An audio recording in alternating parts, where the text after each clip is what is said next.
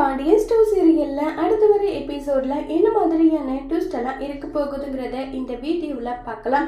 ராஜுக்கு அந்த இடத்துல கொஞ்சம் கூட அன்கம்ஃபர்டபுளாவே இருக்கு. ராஜி ரொம்பவே வருத்தத்துல இருக்காங்க. இப்ப என்ன பண்றதுன்னு தெரியாம ராஜு இருக்கும்போது ராஜியோட பர்மிஷன் இல்லாமயே அந்த இடத்துல இருக்க மேனேஜ்மெண்ட்ல இருக்கவங்க செல்ஃபி எல்லாம் எடுக்கிறாங்க. இது ராஜிக்கு ஒரு மாதிரி அன்கம்ஃபர்டபுளா இருக்கு. ரொம்பவே ராஜு ஒரு பக்கம் வருத்தப்படுறாங்க. எங்க இருந்து போறது எதுவுமே ஒன்னும் தெரியாம ரொம்பவே ராஜு ஒரு பக்கம் குழப்பத்துல இருக்காங்க. இந்த நேரத்துல கதிர் கால் பண்றாங்க. கதிர் போன் பண்ணாலுமே எடுக்காம அமைதியாவே ராஜு இருக்காங்க.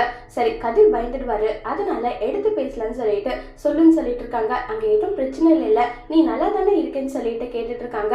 அங்க எந்த பிரச்சனையும் இல்ல, நான் நல்லா தான் இருக்கேன்னு சொல்லிட்டு கதிர் கிட்ட ராஜி பொய் சொல்றாங்க. கதிர் கிட்ட உண்மை சொல்லலாமா வேண்டாமான்னு யோசிச்சுட்டு இருக்காங்க. இல்ல, இந்த ஒரு முடிவு நான் தானே எடுத்தேன், அப்ப அந்த முடிவுக்கான பலனையும் நான் தான் அனுபவிக்கணும். என்ன ஆனாலும் சரி, நான் கண்டிப்பா என்ன ஆனாலும் இதை விட்டு கொடுக்க மாட்டேன்னு சொல்லிட்டு ராஜி முடிவு பண்றாங்க. அடுத்ததான் சுகன்யாவும் மயிலும் சேர்ந்து வீட் கிளீன் பண்றதுக்காக சோஃபா எல்லாமே எடுத்துட்டு இருக்காங்க. அந்த நேரத்துல உடனே அந்த இடத்துக்கு வராங்க கோமதி. கோமதி இதை தூக்க முடியாம இருக்கீங்க, கஷ்டப்படுறீங்க, எதுக்காக இதை தூக்குறீங்கன்னு சொல்லிட்டு கேட்டுட்டு இருக்காங்க. அப்ப கரெக்டா மயிலோடமா பாக்கியம் வராங்க. சமந்தி எப்படி இருக்கீங்கன்னு சொல்லிட்டு கேட்டுட்டு இருக்காங்க.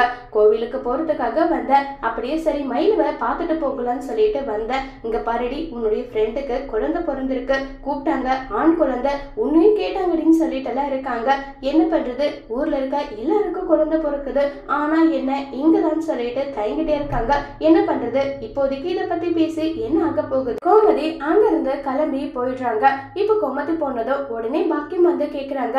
என்னடி மயிலு, உன் மாமியாரியே உன்கிட்ட இப்படி பேசிட்டு போகுதுன்னு சொல்லிட்டு கேக்குறாங்க. அம்மா, குழந்தை இல்ல நாணத்துல இருந்து இப்படிதாம்மா சுருக்குன்னு ஏதாவது ஒண்ணு பேசிடுறாங்க, ஆனா இதெல்லாம் நல்லதுக்கு இல்லடின்னு சொல்லிட்டு இருக்காங்க. உடனே சுகன்யாவும் ஆமா நீங்க சொல்றது கரெக்ட் தான், எனக்கு கூட அத்தாச்சி பண்றது கொஞ்சம் கூட பிடிக்கலன்னு சொல்றாங்க. உடனே இல்லம்மா அது சொல்லிட்டு சுகன்யா கிட்ட சமாளிக்கிறதுக்காக ட்ரை பண்றாங்க. இல்ல எனக்கும் தான் தெரியுது, ஒரு கண்ணுக்கு வெண்ணையும் ஒரு கண்ணுக்கு சுண்ணாம்பு இவங்க வைக்கிறாங்கன்றது எனக்கு நல்லாவே தெரியுதுன்னு சொல்லிட்டு சுகன்யா ஒரு பக்கம் சொல்றாங்க. இப்ப கூட பாத்தீங்களா சென்னைக்கு ராஜு போன விஷயத்த சொன்னாங்களா மயிலுன்னு சொல்லிட்டு சொல்றாங்க.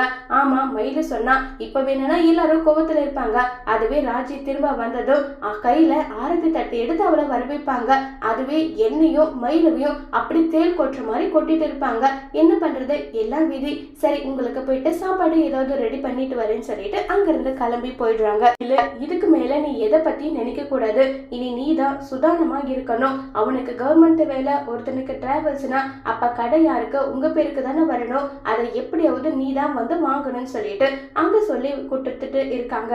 பாக்கியம் இத மயிலு எப்படி செய்ய போறாங்கிறத வரப்போற எபிசோட்ல வெயிட் பண்ணி பார்க்கலாம். தேங்க்யூ.